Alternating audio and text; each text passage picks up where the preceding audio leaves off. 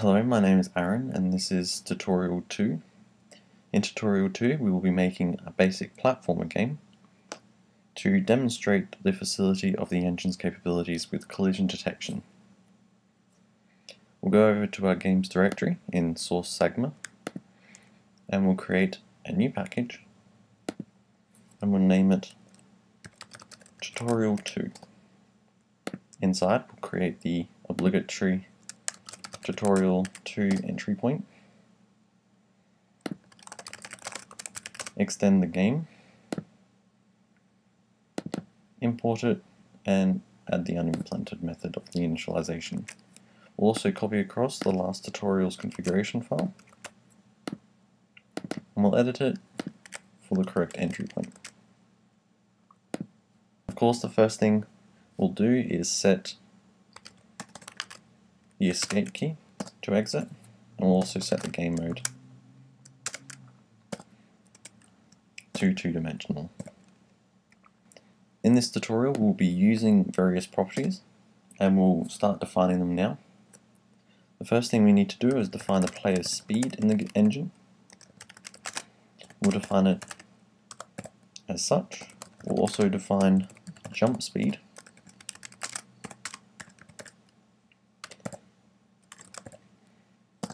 We'll define the number of platform blocks that can exist in our scene at one time. And we'll have 10. We'll also define how many jumps the player can make before having to rest. We'll just have 1, so no double jumping just yet, but we can by changing this number to 2. And we'll also define the gravity. We'll make our gravity a nice lenient gravity. And those are the constants. Now we're going to go ahead and define something else. We want our environment to be a bit random, so we want a random generator. To do this, we want to generate random vectors. We can use the vector generator class to develop random locations by use of the random vector generator. If you want to know more about these generators, you can go and see the documentation. We want to go from -1 to 1. The second is the y, which we want to go from -1 to 1. And lastly is the z, which we don't want included. We'll import this. Now, unlike before where we just generated the instances directly, we'll be going in and doing it a bit more detailed. We'll be loading in the player model, and we'll be loading in a block model, and not having them automatically created for us. And this is so we can reuse them. We'll have our player, and we'll also keep track of how many jumps the player is taking. We'll start off with 0. Now, player doesn't exist yet. We need to create a new class called player. So we'll go ahead and create that. And player is a type of instance. So when we make a new player, we have to call a super constructor, and we'll just pass the player model. We'll also set the size, because remember it was a bit too big last time. And we'll also add the acceleration. We'll have to get the state first, of course, and add the acceleration of the gravity to the player. We'll import that. We'll also need another class for the block. We'll go ahead and create that now. We'll do pretty much the same thing. We'll make the block with the block model. We'll set the size to 0.1f, and the blocks will stay put. They will not have gravity. So we'll go back up to here, and we'll make the model. Now the model is made with a file name. We'll use the my favorite model, the fern, for the player. And for the block model, we'll also use the model of fern. Maybe in later tutorials I might actually load in a few more models to play around with, but for these early testing and sandbox environments, there's no reason not to. We'll make a new player, and we'll add it to the scene. Notice before how when we called our make method that it automatically added it to the scene. Well, we have to call it manually now that we're creating our own instances. It's an extra line. It's not that much of extra work. Now we'll automatically generate our environment, so we'll loop through this the amount of times that we need blocks in the environment, and for each step we'll add a new block. In order to make the block a random location on the screen, we'll need to set its location. We'll have to get its state and set location. To get a new random location, we call our random location that we created earlier and our next vector. We'll pass in this. Whenever we call next vector, we also always pass in the calling class, and that's always this. And we'll add the block to the engine, like so. Now we're going to have to create a few more keys. So we'll go down here and we'll create our key binds. The first one we're going to create is the move right key.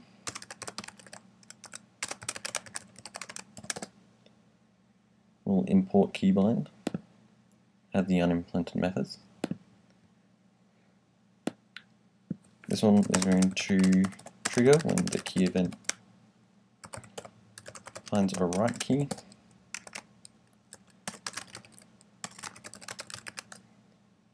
Import key event.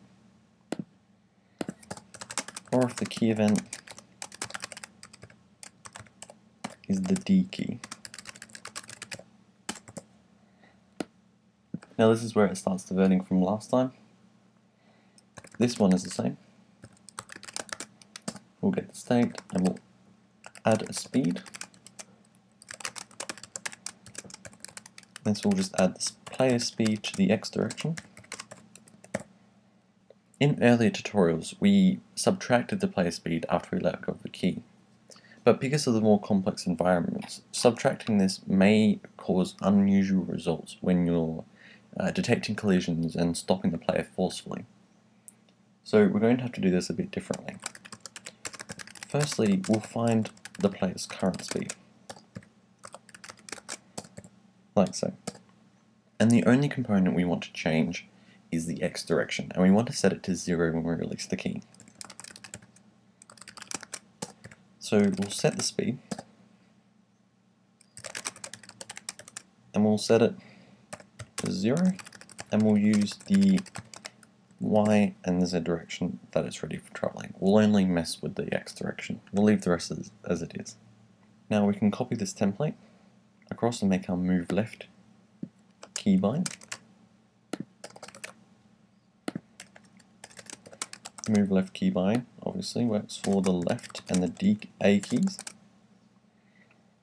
It reverses the player speed and it uses the same release statement. Finally, we want the player to be able to jump, so we'll create a jump keybind.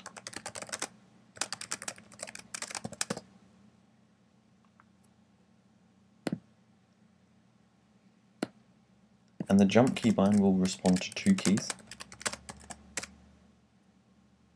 Actually, we'll make the jump keybind respond to 3 keys. The up key,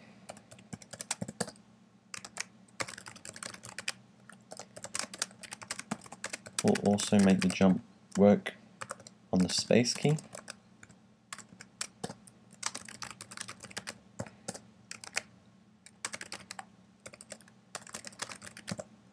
And finally, we'll make the key work in the W key.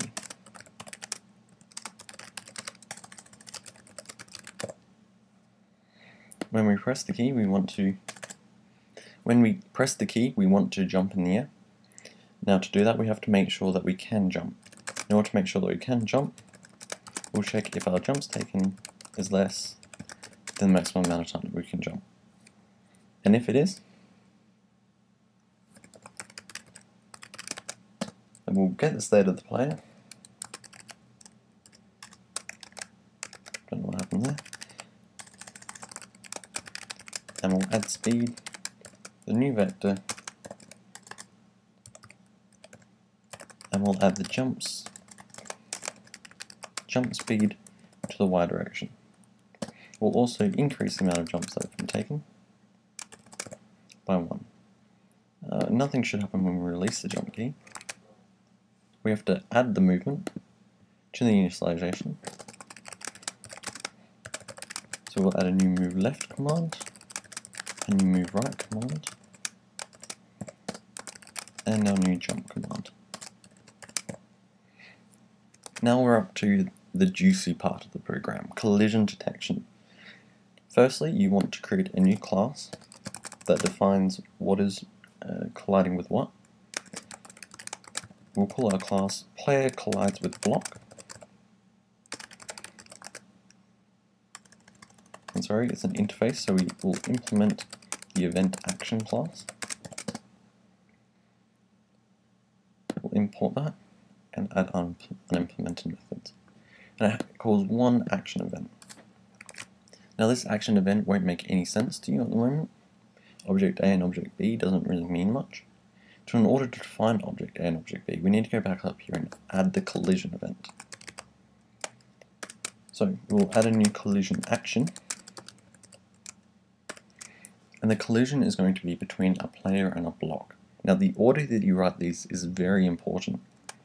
We'll first write player.class, then our block.class, and finally we'll write a player collides with block instance. We'll import collision action, and that will mean that object A is player and object B is block. So when we see down here, object A is player and object B is block. So we can cast them as such, and B will be block. There are no situations where this will not be true. If you do make the mistake of casting the wrong order, it will cause an error to occur, an illegal cast exception. Now, depending on which way we collide, we want to do a different event. So we can find the direction of the collision by using the handy direction from call. And we want to find the direction from block to the player, like so. And that will give us one of 4 directions. Now the first direction is the up direction. And this happens when the player is above the block. When the player is above the block, we want to halt all vertical movement, but we want to allow the player to move left and right freely.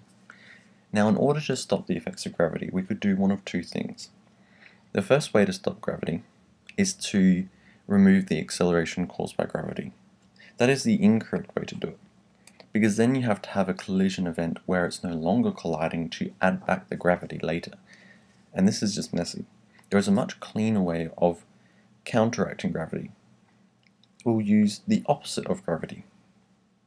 So we'll add a force equal and opposite to gravity to counteract it perfectly. First we have to find out what the current speed is of the player. We'll get the state of the player, we'll get the speed.